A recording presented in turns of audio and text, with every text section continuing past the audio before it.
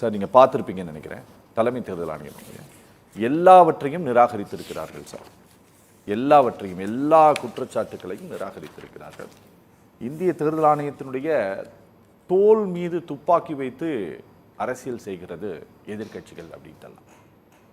ஏதாவது தரவுகள் ரீதியாக ராகுல் காந்தி வைத்த குற்றச்சாட்டுக்கு தரவுகள் ரீதியாக ஏதாவது விளக்கம் கொடுத்துருக்காங்களா?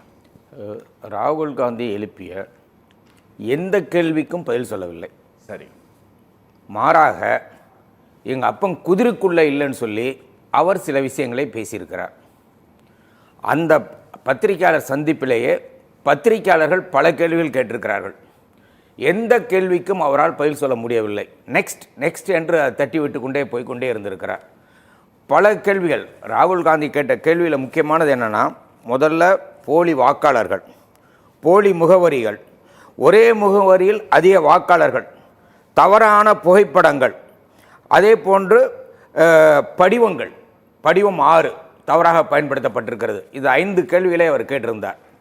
அடுத்தது மகாதேவபுரா கர்நாடகா தேர்தல் 1,05,000 வாக்குகள் திடீரென்று அதிகமாக இருக்கிறது. ஒரே வீட்டில் 80 வாக்குகள் இருக்கிறது என்ற விஷயங்களையும் சொல்லியிருந்தார்.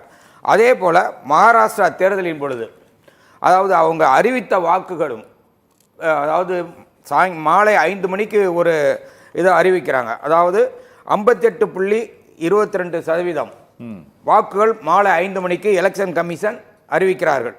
ஆனால் ராத்திரி நடுசாமத்தில் 66.5 என்று 7.83% அதிகமாக, அதாவது 48 லட்சம் வாக்காளர்கள் அதிகமாக இருக்கிறார் என்று சொல்லி 3 முக்கியமான விஷயங்களை அவர் பேசியிருக்கிறார்.